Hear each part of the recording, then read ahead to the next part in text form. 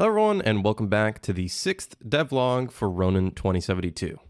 I hope you've had a great start to your decade. We've been super busy this January working on a whole range of stuff, including improving existing features. One of those things that we've improved is the wall running and vaulting detection.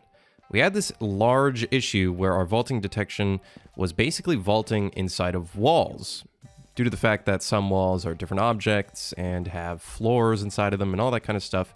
It does create an issue.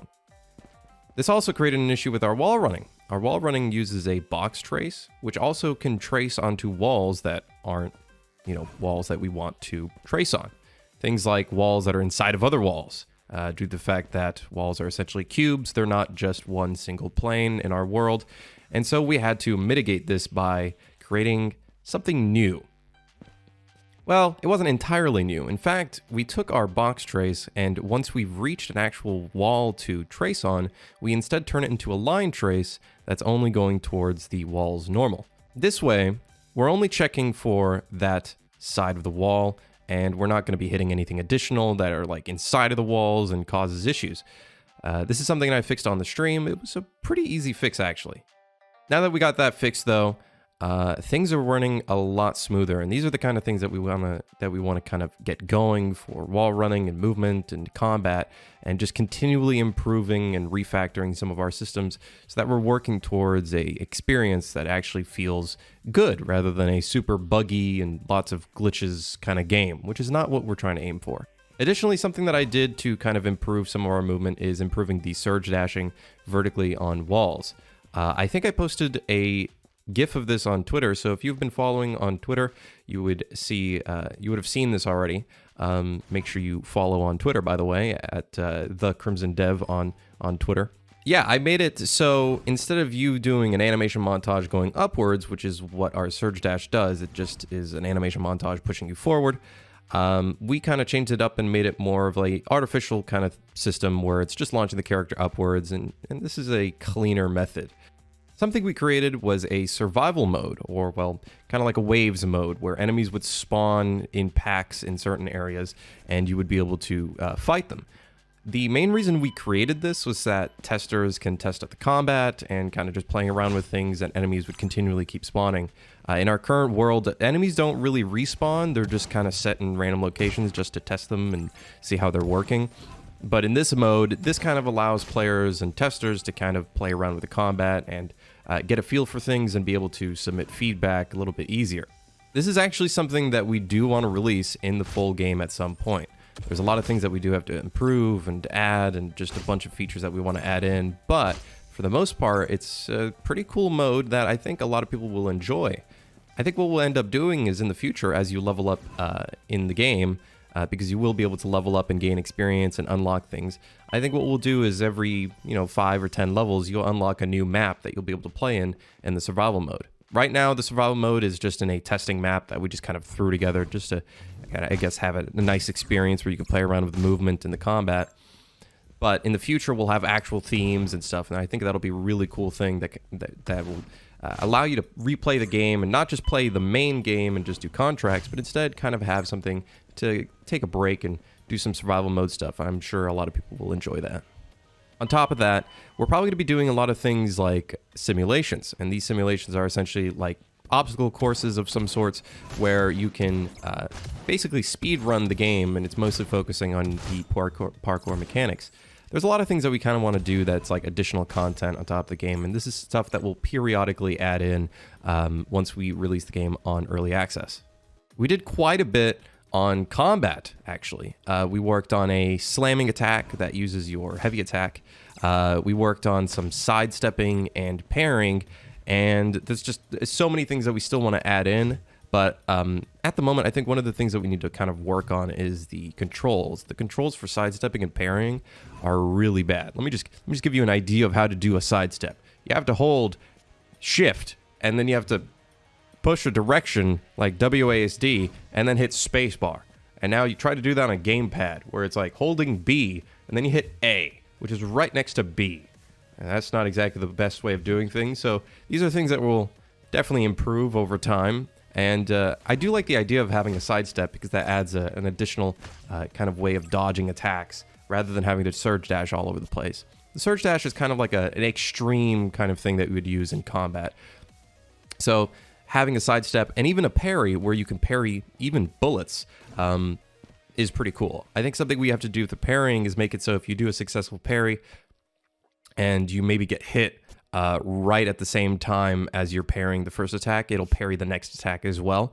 I think that's something that would help the player a lot. That being said, the AI is they're all attacking at the same time, which is typically in the end game, once we actually work on the AI, typically we don't want the enemies hitting all at once because that would kind of be cheap. We kind of want them going one by one, or depending on what kind of AI it is, they might sometimes group up on you. That's the stuff that we worked on in terms of combat. There's definitely a lot more that we want to add in terms of like combos and all that kind of fun stuff. And just overall, just keep on improving it. The combat's one of those things where you just have to keep playing around with it until it feels good. And so we're definitely getting there, but it'll take time, and we know that. I also went in and added a grenade model that had this kind of cool beeping sound. Now, the beeping is kind of sharp, and I do want to get a different beep going, and additionally maybe, make the pitch sound a little better as it's going up. As you can tell, it's raising in pitch. So these are things that I kind of want to improve, but for now it works. It's just little adjustments could make it better for sure. We've also been working on some environment art. Here is the abandoned tower so far. It's still super work in progress. We don't want to change a lot of the materials and kind of make them look better. And some of the props also don't have grunge and stuff that it definitely needs, stuff like leaks and all that kind of fun stuff. We haven't even placed any decals on the floor or just anything in general. There's just so much that still needs to get put in. But it is definitely advancing, and it's starting to look really cool with like the scaffolding and the tarp and all these little things that are kind of building it up into a cool abandoned tower that was in construction, and now it's being used by thugs and gangs and homeless and just overall drugs all over the place. So these are all things that we're going to kind of portray in this area, and there's definitely going to be like a bunch of graffiti everywhere and all that. So these are details that we're going to add in. We just have to work on the 70% of the entire environment, which is like the main stuff, like the floors and the walls, the pillars. These are things that we still have to work on and kind of just get some better looking materials. And once we get that going, it's going to really look good. Now, in the last devlog, we talked about utilities, and I'm not sure if I showed the zoom utility. The zoom utility is essentially a kind of utility where you can use it to, zoom in. It's like binoculars. This is a great way to kind of scope out your area or like the location where your contract might be. And in the future, we want to be able to tag enemies from afar, and they'll kind of they'll be tagged for a little duration. It's similar to the scan, but it's a little bit more convenient for players that kind of want to scope out an area, and then they have an easy way of getting to that area really quickly. Of course, you can zoom in and zoom out and kind of change the magnification. We have a couple little issues with it where you can't move the camera too quickly on the gamepad, but that's something that we'll definitely flesh out and just fix up. Now, the final thing I wanted to talk about, which is a little bit more of a development kind of thing, is the console commands. Console commands, I think, are super useful. Recently, I added in a teleport to spawning an item, even being able to set checkpoints, which is perfect for our level designer and myself as well. Basically, that checkpoint gets saved onto a file as well, so once you close out the project on UE4, reopen it, and then you type in the checkpoint, it's always going to stay there, which is perfect for, our testers or level designers that are kind of going in and out super, frequently, having to no-clip to the area, and it's just wasting so much time that you could be using on actually advancing the game. So these are console commands that took me maybe 10 minutes or 20 minutes to get in, and honestly save hours upon hours upon hours. So one thing that I would recommend to anybody who's watching who is a game developer, try to get console commands in that will help you. Spots where you might be able to teleport to certain checkpoints or little areas that you set throughout the world, being able to spawn items, maybe even being able to spawn enemies. I haven't actually done that, but I think that would be the next thing that I want to put in, because once we get bosses going, we definitely want to be able to just spawn a boss out of nowhere and just be able to do a whole range of things. And I think that's going to be super awesome. Anywho, that's it for this devlog. I hope you have a fantastic week or month, actually. Don't forget to tune in on the Twitch stream. I'm streaming every Monday, Wednesday, and Friday. I hope to see you there. I hope you enjoyed this video. If you did, don't forget to hit that subscribe button and the like button. I really do appreciate it. It helps me out. Kind of gets the channel all around spreading.